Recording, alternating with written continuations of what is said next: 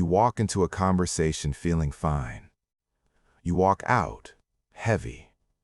Nothing dramatic happened. No shouting, no clear conflict.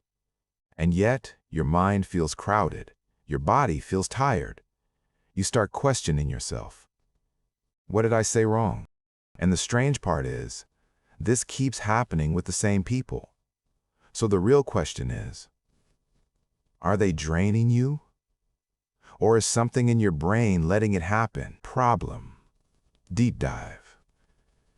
It doesn't look like toxicity, the way people describe it online. It's subtle. A small comment that feels slightly off. A joke that lands a little too close.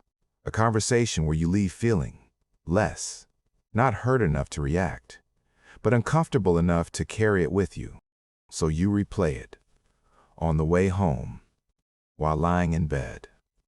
Even the next day. What did they mean?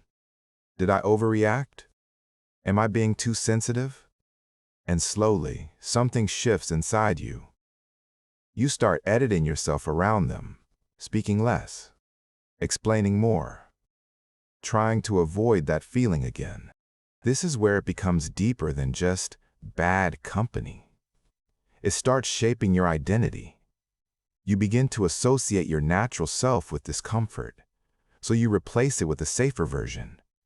More agreeable, more careful, less you.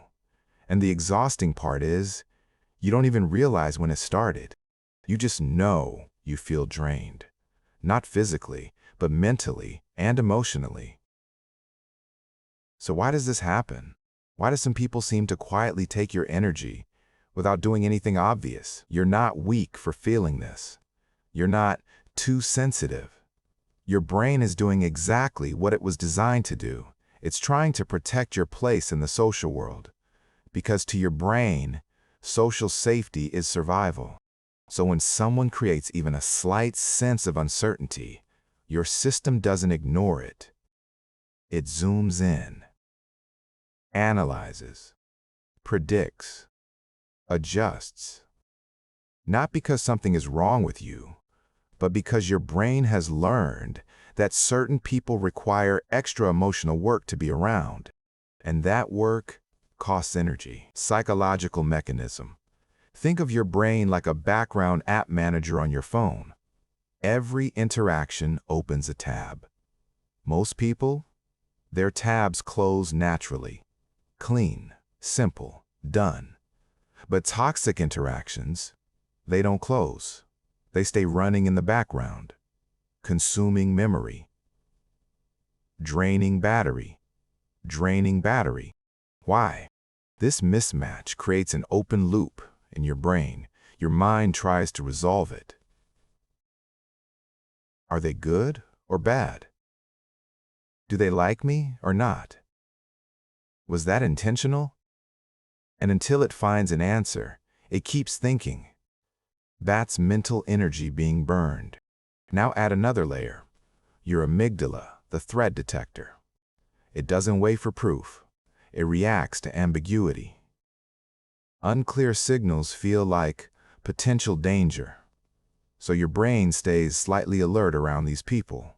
Not panic, but low-level vigilance, like a dim light that never turns off. This is called hypervigilance, and over time, it exhausts you. Because your brain is doing two jobs at once, trying to connect and trying to protect. That conflict is the real drain. Practical framework. So how do you stop losing energy without becoming cold or disconnected? You don't need to change who you are.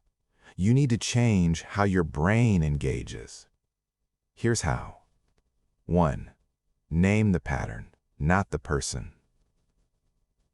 What to do? Instead of labeling someone as toxic, identify the pattern. For example, I feel confused after talking to them. Why it works? Labeling the pattern activates your prefrontal cortex, the rational part of the brain. This reduces emotional reactivity from the amygdala. Real-life example. After a conversation, instead of overthinking, you simply note, this interaction creates doubt in me. Now your brain has clarity. The loop weakens. When your mind, even if it's not perfect, why it works, your brain hates unresolved loops. By deciding, you stop the cognitive dissonance cycle. Real-life example. Instead of thinking for hours, you say, "That comment wasn't aligned with how I want to feel. That's enough." Loop closed. Energy saved. 3. Reduce emotional over-engagement. What to do, respond, but don't over-invest emotionally in every interaction. Why it works. Emotional investment increases dopamine and stress cycles. Less investment, less neurological cost. Real-life example, you stop trying to win every conversation or prove your point. You stay present, but not attached. 4. Create predictable boundaries. What to do? Limit how much access certain people have to your time and energy. Why it works? Predictability calms the brain. It reduces hypervigilance because your system knows what to expect. Real-life example. Instead of long, draining calls, you keep interactions short and structured. Your brain stops preparing for unpredictable emotional shifts. 5. Return to your baseline self. What to do after draining interactions? Reconnect with something that feels like you. Why it works. This restores your sense of identity, which toxic patterns often disrupt. Real-life example, a walk alone. Listening to music you love. Doing something where you don't have to adjust yourself. Your nervous system resets. At the core of all this, there's one simple model to remember. Energy follows clarity. The more unclear an interaction is, the more energy your brain spends trying to understand it.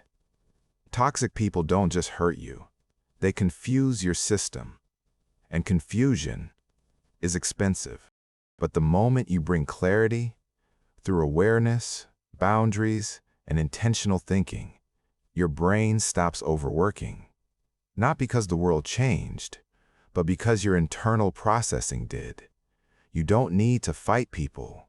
You don't need to label everyone. You just need to notice where your energy quietly disappears. Because your energy is not random. It's a signal. And the more you listen to it, the more you understand yourself. Not everyone deserves access to your mind. Not everyone deserves space in your thoughts after they leave. And maybe the real shift is this. You stop asking, "Why am I so affected?" and start asking, "Why am I still giving this my energy?" That question changes everything.